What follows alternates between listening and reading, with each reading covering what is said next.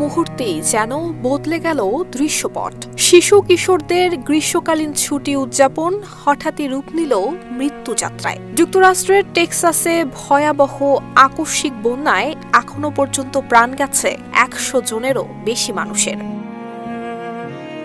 ৪ জুলাই গ্রীষ্মকালীন ছুটির শেষে কের কাউন্টির একটি নদীর ধারে ক্যাম্প মিস্টিক নামক মেয়েদের খ্রিস্টান গ্রীষ্মকালীন শিবিরে প্রায় ৭৫০ জন উপস্থিত ছিলেন। সেই রাতে হঠাৎ করেই গোয়াদালুপ নদীর পানি মাত্র ৪৫ মিনিটে বেড়ে যায় ২৬ ফুট, যা একটি ২ তলা ভবনের সমান উচ্চতা। নদীর ঢেউ এসে আছড়ে পড়ে শিবিরে, ভেসে যায় কেবিন, পানির তোড়ে তলিয়ে যায় ঘুমন্ত মানুষগুলো। টাইলক্স টয়লেট ক্লিনার, যার অ্যান্টিব্যাকটেরিয়াল এজেন্ট টয়লেটের কোনায় কোনায় পৌঁছে ৯৯% জীবাণু ধ্বংস করে।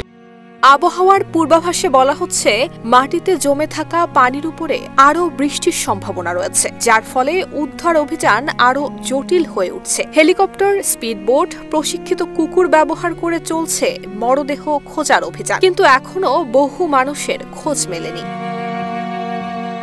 স্থানীয় শেরিফ দপ্তরের দেয়া তথ্য অনুযায়ী শুধু কের কাউন্টিতেই প্রাণ হারিয়েছেন ৫৬ জন প্রাপ্তবয়স্ক এবং ২৮ জন শিশু। ক্যাম্প মিস্টিকেই নিহত হয়েছেন অন্তত ২৭ জন কিশোরী এবং তত্ত্বাবধায়ক।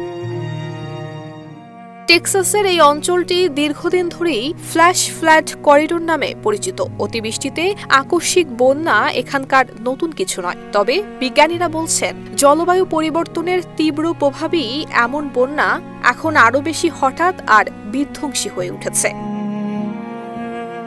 নুসরাত জাহান মেহেক, ঢাকা পোস্ট।